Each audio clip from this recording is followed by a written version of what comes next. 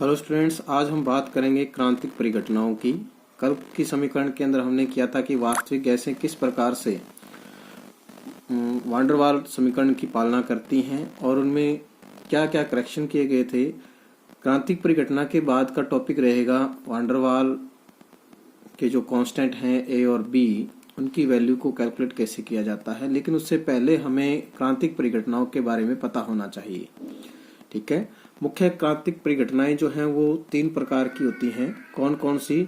Critical temperature यानी कि जिसको क्रांतिक ताप कहते हैं, एक होता है क्रांतिक दाब और एक होता है क्रांतिक आयतन। लेकिन इसके साथ साथ एक हमें और पढ़ना है क्रांतिक घनत्व, ताकि हम क्रांतिक आयतन को क्या कर सकें, गणना कर सकें। तो देखिए, क्रांतिक ताप यानी कि वो ताप जिसके से अधिक ताप पर हम क्या नहीं कर सकते, किसी गैस को द्रवित नहीं कर सकते, चाहे हम उसको कितना भी कंप्रेस्ड कर दें, कितना भी संपीड़ित कर दें। ठीक है ना। तो ये आपका जो टॉपिक है क्रांतिक ताप, ये है क्रिटिकल टेम्परेचर।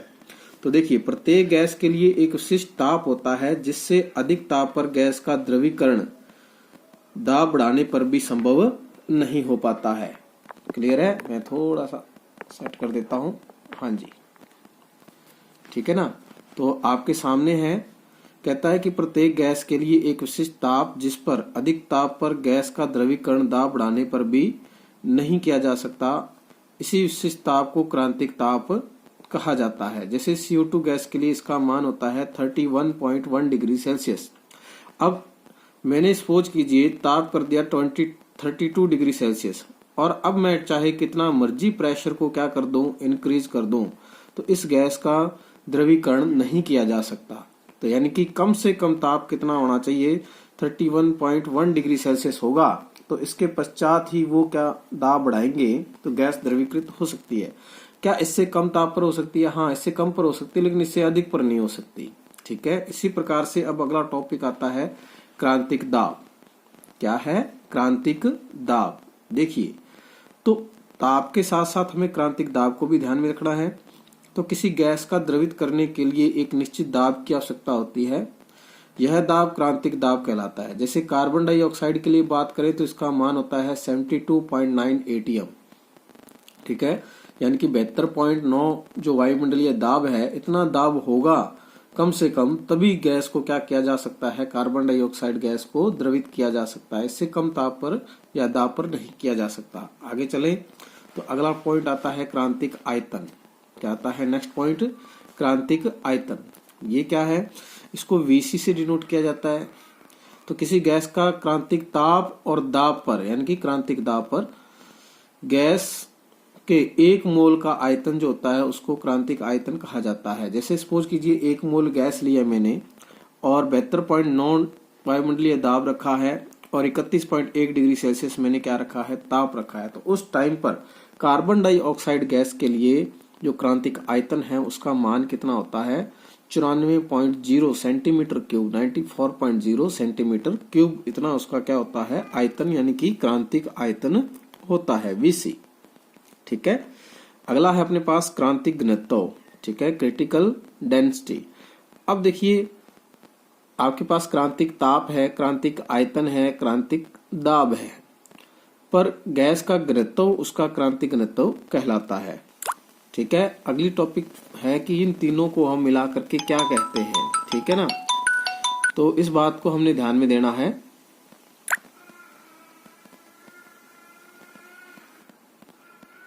तो देखिए, तो TC, VC और PC यानी कि क्रांतिक ताप, क्रांतिक आयतन और क्रांतिक दाब, तीनों को क्रांतिक स्थिरांक या अभिलाक्षणिक स्थिरांक कहा जाता है। इनको क्रिटिकल कांस्टेंट कहा जाता है इंग्लिश के अंदर। ठीक है ना। तो critical temperature, critical volume, critical pressure, तो इन तीनों को मिला करके हम क्या कहते हैं, क्रिटिकल कांस्टेंट कहा जाता है। इनकी गणना करने के लिए हमारे पास कुछ नियम दिए गए थे, उन नियमों की हम पालना करते हैं। एक प्रयोग किया गया था जिसमें मैनोमीटर का भी प्रयोग किया जाता है, ताकि हम ताप और क्रांतिक दाब दोनों की ही क्या कर सकें, गणना कर सकें। क्या है वो, उसके बारे में अब हम आगे पढ़ते हैं। क्लियर है? तो देखिए, अगला है क्रांतिक स्थिरांकों का प्रायोगिक निर्धारण। तो प्रायोगिक निर्धारण करने के लिए आपको एक अपरेटस दिख रहा है। एक्चुअली में ये मैनोमीटर नहीं है, मैनोमीटर का पार्ट सिर्फ इतना है जो सिर्फ दाब को मापने का काम करता है। देखिए यहाँ पर एक द्रव पदार्थ भरा जाता है जिसकी यहाँ पर क्या है, वाष्प भी है। इस जैकेट को क्या किया जा सकता है, गर्म किया जा सकता है। इस जैकेट को हम क्या कर सकते हैं, गर्म कर सकते हैं। तो इसको गर्म किया जा सकता है। जैसे ही गर्म करते हैं तो ये जो द्रव पदार्थ होता है उसकी वाष्प अवस्था यहाँ पर बन जाती है। तो यहाँ पर एक बात सुनना ध्यान से कि इन दोनों को पृथक करने वाली हमें एक सतह यहाँ पर क्या होती है, दिखाई देती है। ठीक है ना। अब जैसे जैसे वाष्प बढ़ेगी तो आपको पता है दाब बढ़ेगा, और दाब बढ़ने के साथ साथ ये प्रेशर यहाँ पर जनरेट होगा। ये जनरेट होगा तो ये पारा यहाँ पर क्या करेगा, ऊपर की ओर चढ़ेगा। तो हम यहाँ पर दाब की भी गणना कर सकते हैं, और ताप की गणना हम यहाँ पे किस तरह से करेंगे उसके बारे में हम बात करेंगे। उसके लिए हम इन दोनों अवस्थाओं को देखना बहुत आवश्यक है किसी भी पदार्थ के लिए। उसकी द्रव अवस्था होनी चाहिए और उसकी वाष्प अवस्था होनी चाहिए। जैसे इस जैकेट को गर्म करते हैं तो वेपर बनती है, वाष्प बनती है। वाष्प के बीच में यह सतह हमें क्या होती है, पारदर्शी रूप से दिखाई देती है। तो देखिए सबसे पहले क्रांतिक ताप पर द्रव तथा उसके वाष्प के मध्य घनत्व क्या होते हैं, समान होते हैं। ठीक है।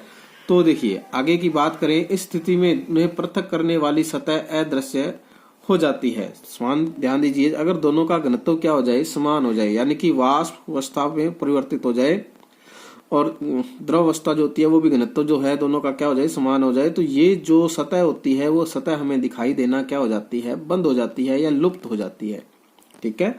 तो हम क्या करते हैं, इसी प्रयोग का हम बेनिफिट उठाते हैं। इसके लिए हम क्या करते हैं, इस बल्ब को स्वेच्छा अनुसार क्या कर सकते हैं, गर्म कर सकते हैं। हम टेम्परेचर को क्या कर सकते हैं, इंक्रीज कर सकते हैं। आपको पता है जैसे टेम्परेचर इंक्रीज करेंगे तो ये जो लिक्विड है वो कौन सी स्टेट में आएगा, लिक्विड से गैसेस स्टेट के अंदर आएगा, यानी कि वाष्प अवस्था के अंदर आएगा। ठीक है ना। ये लिक्विड है और लिक्विड से किस में जाएगा, गैस अवस्था के अंदर जाएगा। तो देखिए इसके लिए हमें 3 प्रयोग यहाँ पर देखने को मिलेंगे। कौन कौन से हैं वो, उसके ऊपर हम ध्यान देंगे। तो देखिए सबसे पहला, फर्स्ट ऑफ ऑल जो हमें दिखाई देने वाला है, 1 मिनट। ठीक है। पहला, सर्वप्रथम ताप हम क्या करते हैं, कम रखते हैं। ऐसी स्थिति में क्या होगा, जब हम ताप कम रखेंगे तो ऐसी स्थिति के अंदर ताप बल्ब में द्रव व वाष्प अवस्था के मध्य क्या होती है, सतह दिखाई देती है। यानी कि यहाँ पर हमें सतह दिखाई देगी जब ये ताप क्या होगा, कम होगा। अब धीरे धीरे हम क्या करते हैं, ताप को बढ़ाते हैं। अब जैसे ही ताप को बढ़ाते हैं दूसरे स्टेप के अंदर, तो क्या होता है, जिस सतह पर यह लुप्त हो जाती है, कौन सी, वो सतह जो इन दोनों को अलग कर रही थी, अगर वो क्या हो जाए, ये सतह जो है वो लुप्त हो जाए, हमें दिखाई देना क्या हो जाए, बंद हो जाए, तो उस ताप को हम क्या कर लेते हैं, नोट कर लेते हैं। फिर तीसरी पद्धति के अंदर हम क्या करते हैं, थर्ड स्टेप के अंदर हमारे पास इससे भी अच्छा बेटर तरीका ये है कि हम इसे धीरे धीरे क्या करते हैं, ठंडा करते हैं। जैसे ही ठंडा करेंगे तो जो लुप्त हुई हमारे पास ये जो सतह है वो पुनः हमें क्या होने लगेगी, दृश्य होने लगेगी, हमें दिखाई देने लगेगी। तो ऐसी स्थिति के अंदर जब हमें ये क्या होने लग जाए, दिखाई देने लग जाए, ठीक है ना, तो ऐसी स्थिति के अंदर हम पुनः इस ताप को क्या कर लेते हैं, नोट कर लेते हैं। ठीक है ना। उस ताप को हम पुनः क्या कर लेते हैं, नोट कर लेते हैं। देखिए फिर ताप को धीरे धीरे घटाया जाता है जब तक कि सतह पुनः दृष्टिगत या दिखाई देने लगती है, तो उस ताप को हम क्या कर लेते हैं, नोट कर लेते हैं। कहने का मतलब एक बार हम ताप को बढ़ाते हैं ताकि ये सतह लुप्त हो जाए, तो उस ताप को नोट कर लिया जाता है। फिर उस ताप को कम किया जाता है, जहां पर ये सतह पुनः दिखाई देने लग जाती है तो उस ताप को फिर नोट कर लिया जाता है। तो दोनों तापों का हम क्या कर लेते हैं, औसत निकाल लेते हैं, एवरेज निकाल लेते हैं। ठीक है ना।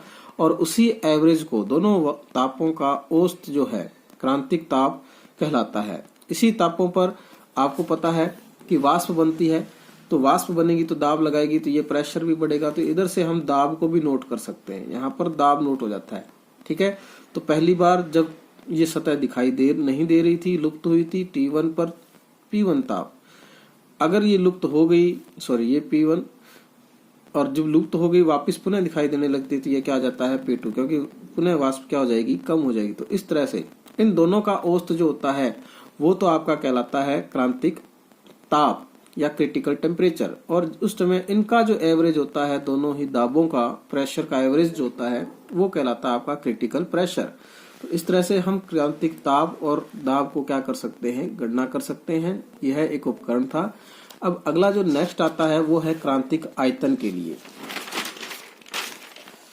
देखिए, क्रांतिक आयतन के लिए हमारे पास परोक्ष विधि का हम क्या करते हैं, प्रयोग में लेते हैं। इसके लिए साइंटिस्ट आए थे दो, जिनका नाम था एल कॉयल्टेट और ई मोथियस, ठीक है ना। इन दोनों ही साइंटिस्ट ने सरल रेखीय व्यास नियम यानी कि rule of the rectilinear diameter का क्या किया, यूज किया, का सहारा लिया। और इसके अनुसार क्या होता है, इस रूल के अकॉर्डिंग कहता है कि समान ताप पर किसी द्रव तथा उसकी सतह वाष्प की घनत्वों के मध्यमान, तो कहता है संतृप्त वाष्प और द्रव इन दोनों के घनत्वों का जो मध्यमान होता है यहाँ पर, ठीक है, जब हम ग्राफ खींचते हैं संतृप्त वाष्प घनत्व और द्रव घनत्व इन दोनों का जो मध्यमान होता है जो C पर प्राप्त होता है, ताप के रेखीय फलन होते हैं, यानी कि ताप के साथ वो क्या हो सकते हैं, रेखीय फलन होते हैं, एक रेखा के रूप में क्या होंगे, ताप के साथ व्यवस्थित दिखाई देंगे।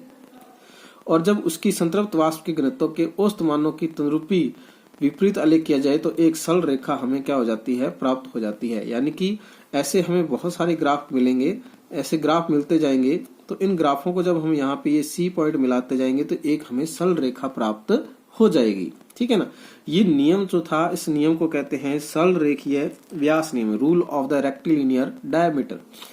अब देखिए, हमने भी क्या किया, डिफरेंट टेम्परेचर के ऊपर ताप लिया और इधर घनत्व लिया, ठीक है, वाष्प और द्रव का घनत्व, और इधर ताप ले लिया, इनके बीच में एक ग्राफ का आलेख किया, तो हमें विभिन्न मानों पर ये एक लीनियर रेखा क्या हो जाती है, प्राप्त हो जाती है। ये ग्राफ हमने एक दिखाया है, ऐसे हमें बहुत सारे ग्राफ प्राप्त होते हैं जिनके लिए ये C बिंदु प्राप्त होते हैं, तो इन्हें बोलते हैं क्रांतिक घनत्व। उनके लिए क्या बोला जाता है, क्रांतिक घनत्व बोला जाता है द्रवों के लिए। तो क्या काम आता है, तो देखिए AC तथा CB की बात करें, ये है AC और ये है CB, तो ये संतृप्त वाष्प घनत्व है, उसका ग्राफ है, और CB जो है वो द्रव घनत्व का क्या है, ग्राफ है।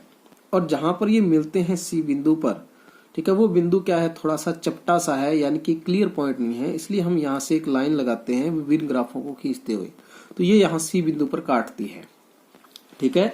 तो दोनों C बिंदु पर मिलते हैं, तो यह आलेख स्पष्ट सपाट होता है, ताप के विरुद्ध आलेखित किया जाता है ताकि CD सरल रेखा क्या हो जाए, प्राप्त हो जाए। ये CD सरल रेखा हमें क्या होती है, प्राप्त होती है। ये CD हमें क्या है, एक सरल रेखा प्राप्त होती है। अब देखिए, अब क्रांतिक आयतन का मान, यानी कि जो हमें क्रांतिक आयतन हमें निकालना है VC, तो हमें C पॉइंट ज्ञात हो जाता है, जिसे हम DC के नाम से जानते हैं, इसको क्रांतिक घनत्व कहा जाता है, ठीक है। तो जो भी गैस के लिए हम ये मान निकाल रहे हैं उसका अणुभार हमें M ज्ञात होता है। उस अणुभार के अंदर हम अगर घनत्व का भाग दे दें या इससे डिवाइड कर दें तो हमें क्या प्राप्त हो जाता है, क्रांतिक आयतन प्राप्त हो जाता है। उसका क्या प्राप्त हो जाता है, क्रांतिक आयतन। तो इस प्रकार से हम VC को कैलकुलेट कर सकते हैं। तो पहले मैनोमीटर और एक ज्वलनशील या तापीकृत होने वाला जैकेट की सहायता से हमने TC यानी कि क्रांतिक ताप को ज्ञात किया, उसके बाद हमने PC को ज्ञात किया, और परोक्ष विधि के द्वारा हमने क्या ज्ञात किया, VC को ज्ञात किया। इस तरह से हम इन तीनों ही क्रांतिक स्थिरांकों की गणना कर सकते हैं। आज के टॉपिक में इतना ही करेंगे बेटा, बाकी आगे हम कल करेंगे। Okay, bye, have a nice day.